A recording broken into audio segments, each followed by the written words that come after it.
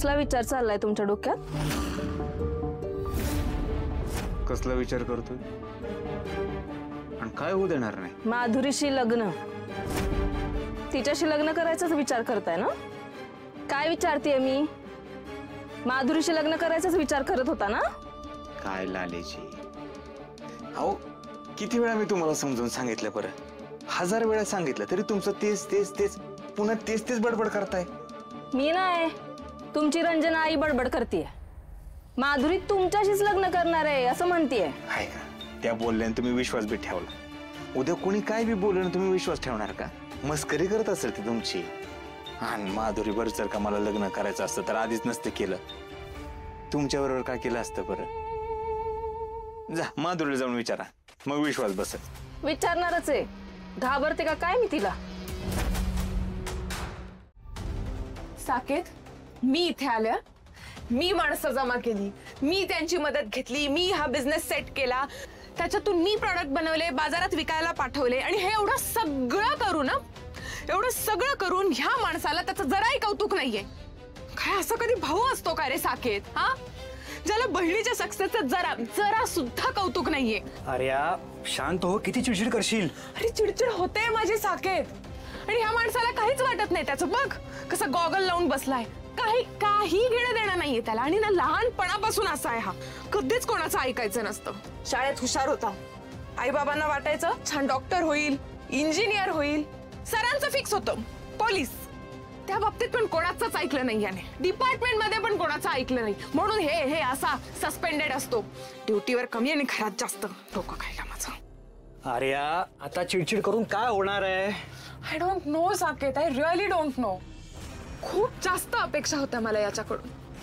वाटलं होतं आपण एवढी मेहनत घेतलीये, जरा तरी कोणीतरी कौतुक करेल, पाठीवर शाबासकीची थाप देईल. पण नाही, ह्या माणसाला फक्त दुसऱ्यांवर रागवता येतं, त्यांच्यावर चिडता येतं आणि स्वतःची मनमानी करता येते. सोड, पिशव्या रेडी आहेत ना आपल्या? हो रेडी आहेत. आण ना. आणतो. ए थांब थांब थांब,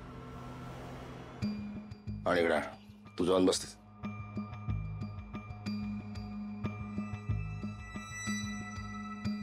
ए, तू अजिबात हात लावायचा नाहीस, मला नाहीये तुझ्या मदतीची गरज. काय चिमणे, किती नाराज आहेस माझ्यावर, किती चिडचिड करशील माझ्यावर. हा, माहिती आहे मला, मी चुकलोय, माझ्याकडनं चूक झाली. मी काल तुझं कौतुक करायला पाहिजे होतं मी, पण नाही केलं. पण त्यासाठी आता तुझी माफी मागतो मी. खरंच मला माफ कर. तुला हे करायला आवडतं ना, त्यात तुला रुची आहे ना, कर हे का. खरंच मी तुला कुठल्याही प्रकारची आडकाठी करणार नाही. नक्की. खुश? खूप खुश दादा. मला हाच तर दादा हवाय ना रे. मध्ये मध्ये विसरून येतो का तू त्याला कुठेतरी? हा, होतं माझ्याकडूनच. तुझ्यावर प्रेम करता करता मग तुझी काळजी करायला लागतो आणि मग पजेसिव्ह व्हायला लागतो. मग त्यात चुका घडतात माझ्या हातून. पण आता तुला लग्न करायचंय माझ्या नवऱ्यासोबत?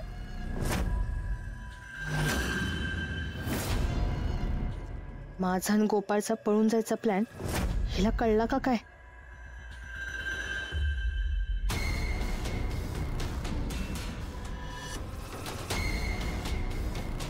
नाही, मी कशाला त्याच्याशी लगीन करू?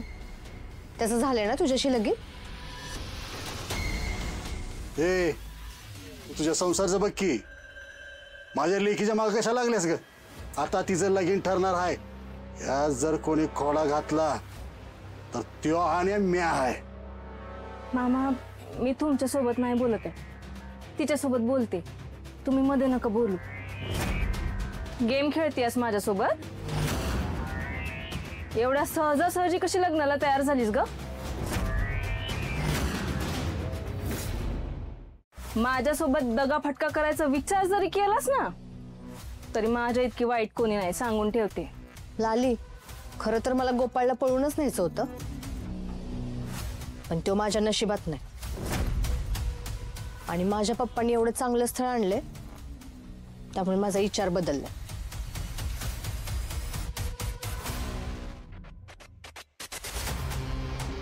हे बघ, माझ्या होणाऱ्या नवऱ्याचा फोटो आहे. इंजिनियर आहे, मुंबईत असतो, लय प्रॉपर्टी आहे त्याच्याकडे. आणि याच्याबरोबर मी मुंबईत सेटल होणार आहे. आम्ही लय आयुष करणार आहे, कळलं का? माधुरी, खरं सॉरी, मी लय भांडले अगं तुझ्याशी. पण तू लय चांगला निर्णय घेतलाय बघ. मला लय आनंद झालाय. आता कसलं टेन्शनच घेऊ नको. मी स्वतः तुझ्या लग्नात ना करवली होऊन सगळं करीन. चाल. मामा, लग्नाची तारीख ठरली की कळवा. हो हो. येते मी.